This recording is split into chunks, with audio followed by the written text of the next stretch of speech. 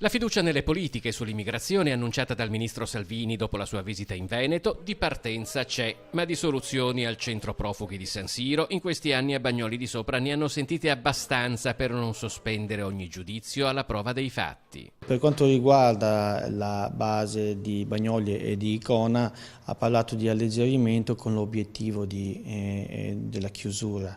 Ecco, di alleggerimento sa già 3 anni che ne sentiamo parlare.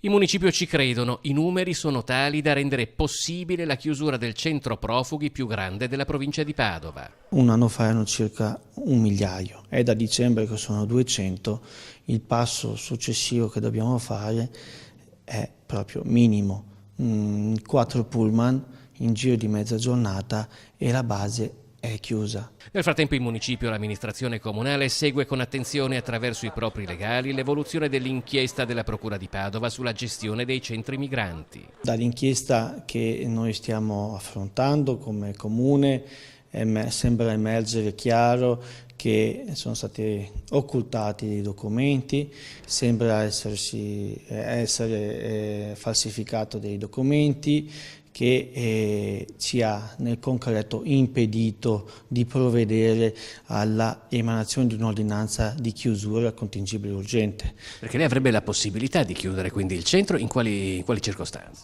Nelle circostanze igienico-sanitarie e strutturali. E capite bene però, se viene confermata questa linea, questa ipotesi, io chiedo solo giustizia di quello che doveva essere fatto 3 anni fa.